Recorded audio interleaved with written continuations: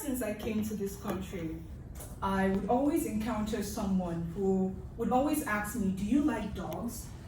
And then I'll tell them, well, yeah, I like them from a distance.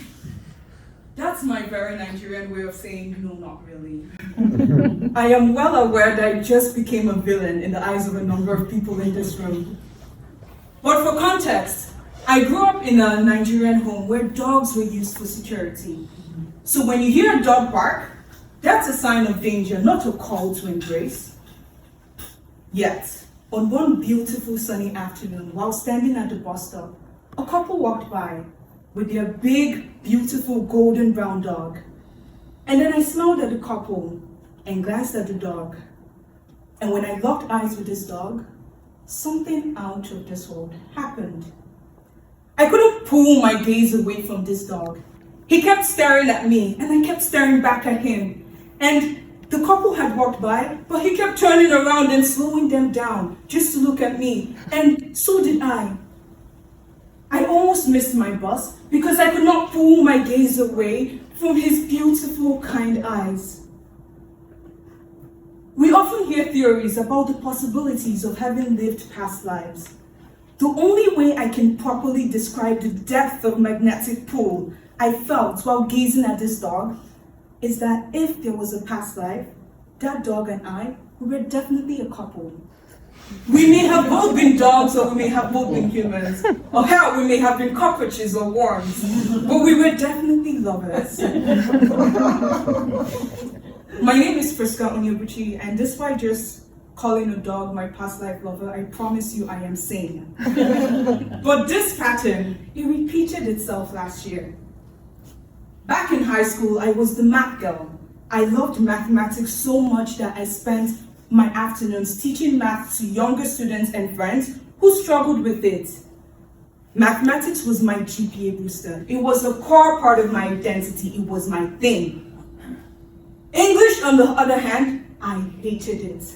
Not the language itself, but as a school subject, especially writing. Writing essays, oh my God, I detested it. Writing was not supposed to be lovable.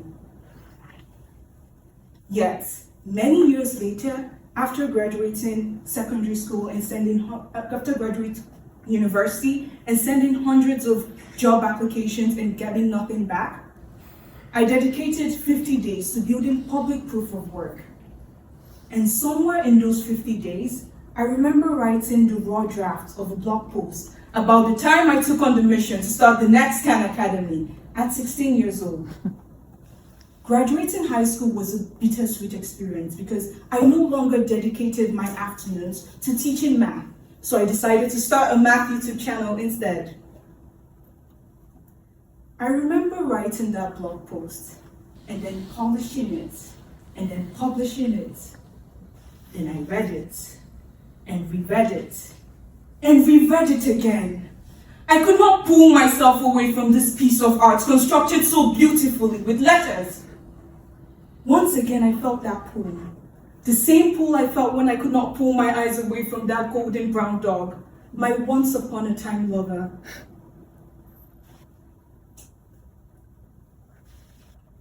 Online, I talk a lot. That experience showed me that I needed to write more. And I did. Online, I talk a lot about the fact that I have written over 150 blog posts.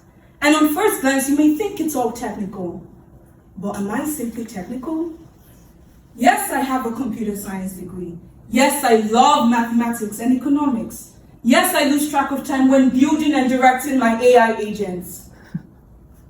But I also tell stories and get accused of being a poet. I wake up in the middle of the night with blog posts that demand to be written.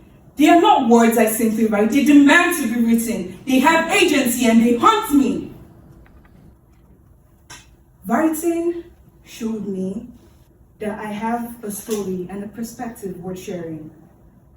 When I listened to that voice and I stopped applying for jobs and dedicated it to building public proof of work, it paid off.